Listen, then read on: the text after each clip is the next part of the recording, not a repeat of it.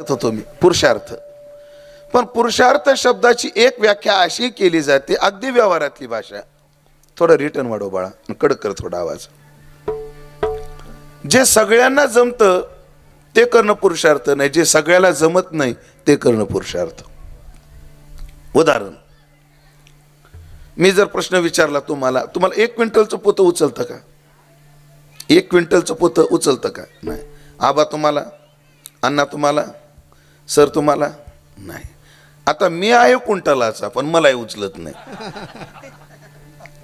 दिगंबर महाराज तुम्हाला उचलते क्विंटलचं पोतं?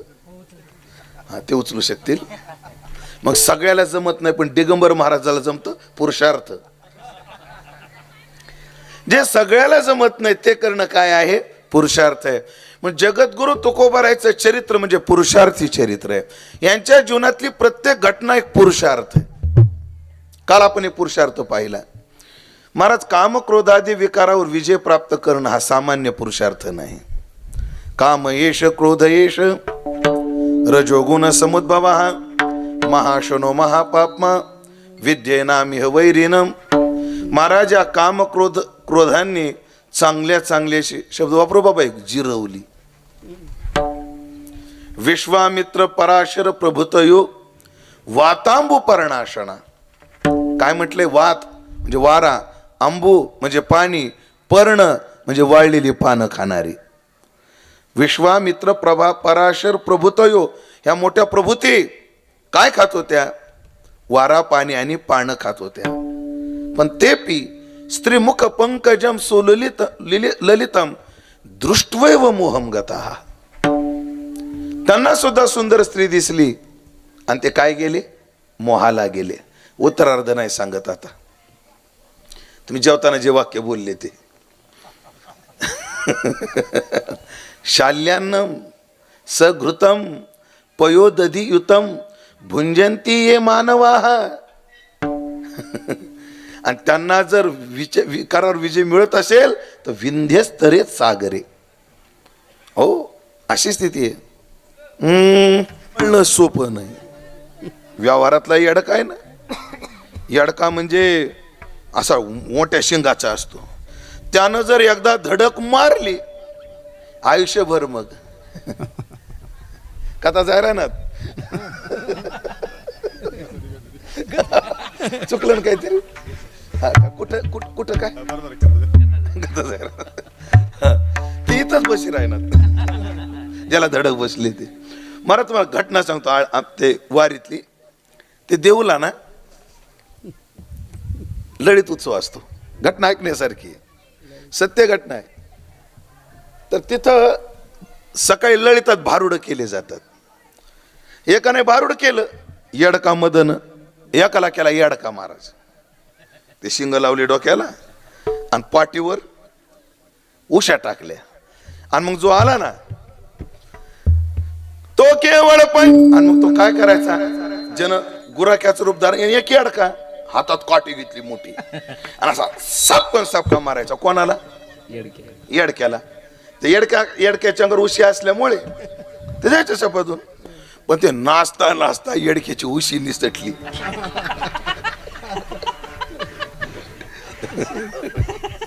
येडक्याची काय झाली? उशी निसटली. आणि यानं खणखण असा खणका मारला. 4 पायाचा येडका 2 पायावर उभा राहून पडून गेला. आणि बाबा काय माझ्या, मी म्हणलं सोंगातला येडका एवढा त्रास देतो तर कामाजी कोतवाल याने नागविले बहुताशी.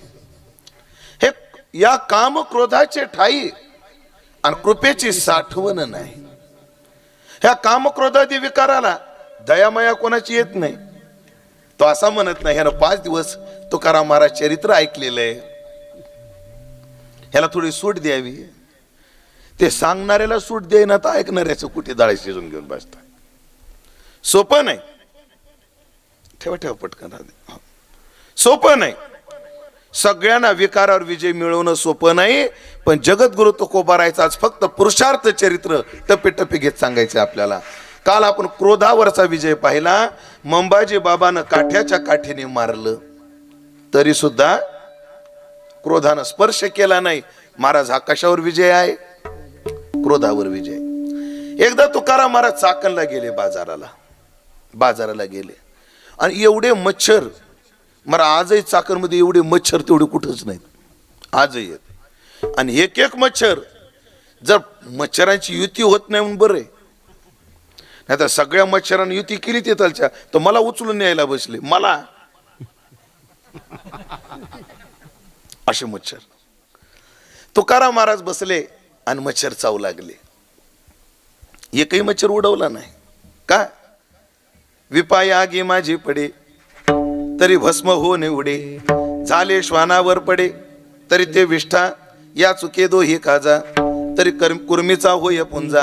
हा परिणाम कपिध्वजा कश्मलोहा, हा कधीतरी वाया जाणारच आहे. आणि मग देह तव जाणार आणि घडेल हा परोपकार. देह तर जाणारच आहे पण काय घडेल?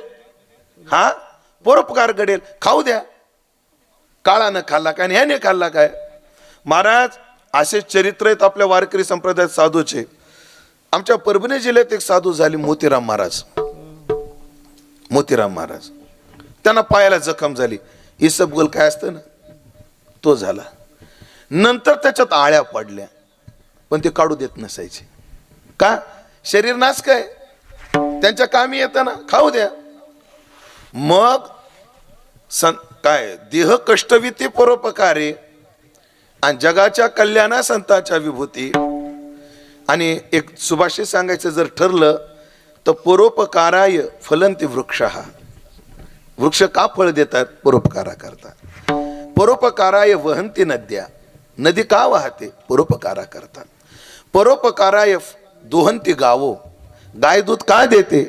परोपकारा करता. आणि परोपकाराय सताम विभूतया, एक पाठ आहे आणि दुसरा पाठ आहे बाबाजी, परोपकाराय इदम शरीरम. परोपकाराचं एकही मच्छर उडवला नाही.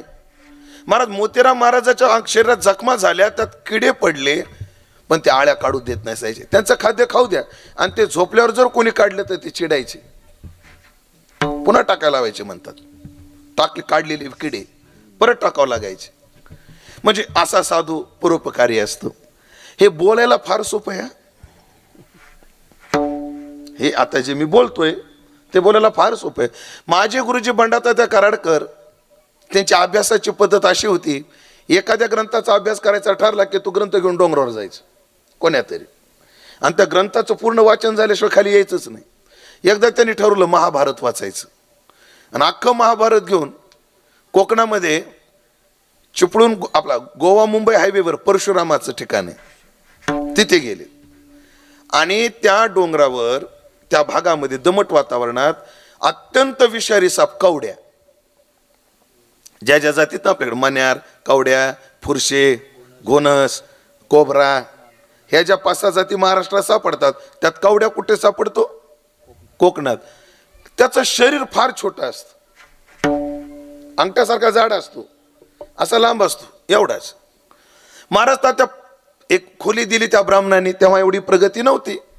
खोली दिली, त्या खोलीमध्ये ते राहत होते आणि दिवसभर अभ्यास करत होते. तर त्या खोलीमध्ये तो कवड्या साप गेला आणि त्या ठिकाणच्या पुजाऱ्याने पाहिला. त्याने, बुवा त्या खोलीत जाऊ नका, या राहुल बुवा, या महाराज, या जाऊ नका म्हटले. का? त्याच्यात कवड्या गेला. हो, तात्याला ते लोक म्हणले जाऊ नका, पण मी राहुल महाराजाला म्हणलं या. माझ्याकडे पहा. तात्या काय म्हटले माहिती माऊली? अरे साप आहे तो, मी जर त्याचं काही बिघडवलं नाही तो माझं काय बिघडवेल? गेले महाराज त्या खोलीत झोपले. सुदामबुवा असे झोपले, त्यांची एका अंगावर झोपायची सवय. तर समोर भिंतीच्या कडेला तो बसलेला होता आणि तिथे झोपले. ते काय बघता? अहो झोपले ना, समोर जैरेला साप आहे तरी झोपले. म्हणलं मग तात्या पुढं काय झालं? काय नाही म्हणलं, मी सकाळी 4ला जेव्हा उठलो तेव्हा तो नव्हता, गेला असेल त्याच्या मार्गाने निघून. हे बोलायला काय आहे? सोपं आहे. अंगावरचा मच्छर उडवला हे म्हणायला काय आहे? सोपं आहे.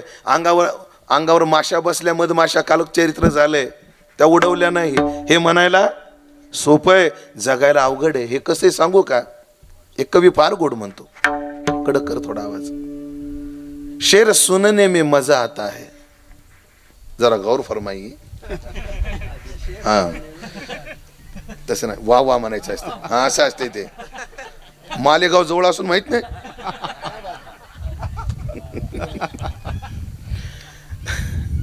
शेर सुनने में मजा आता है. इर्षाद इर्षाद असं आहे ते. आजच्या लय गोड शेर शब्दाचा श्लेष केलाय बरं त्या कवीने. शेर सुनने में मजा आता है, शेर सुनाने में मजा आता है.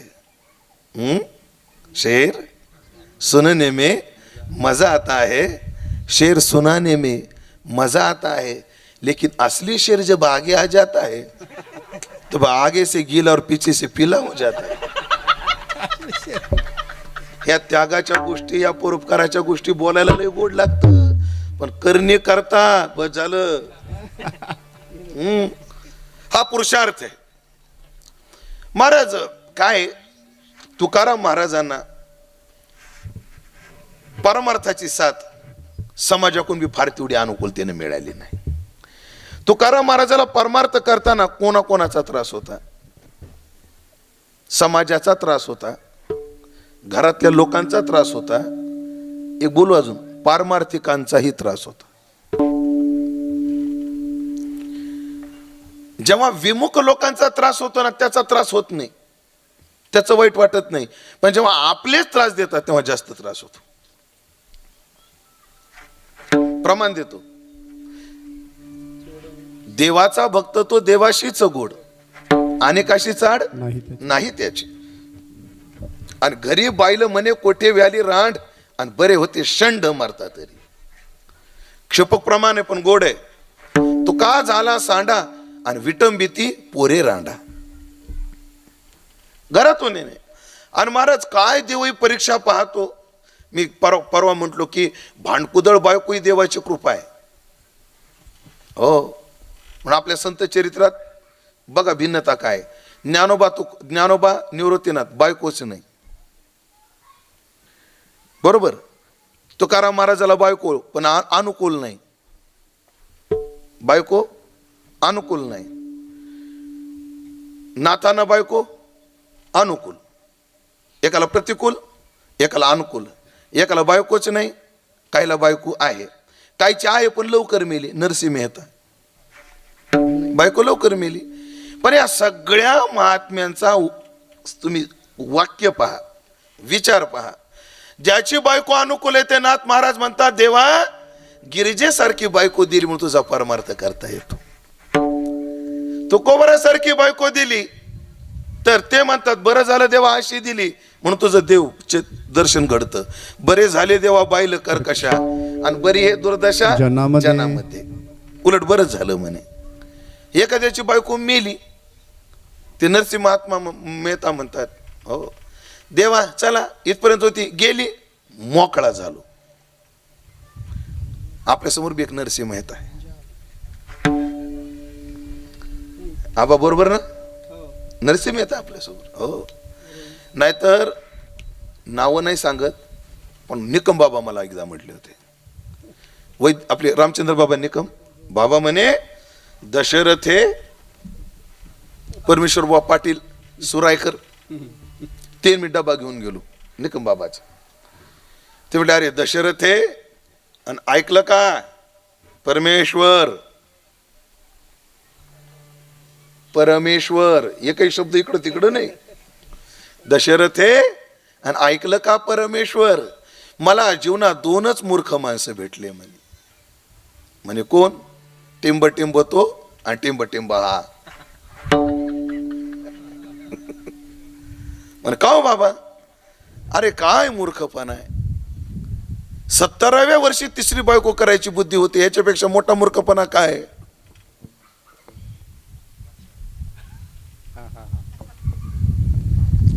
आणि हा म्हणले एवढं चांगलं म्हणे कपाट, आणि हा मला म्हणतो म्हणे भांगारवर घाला, आणि एवढा मूर्ख म्हणे भांगारवाला हाच होईल म्हणले.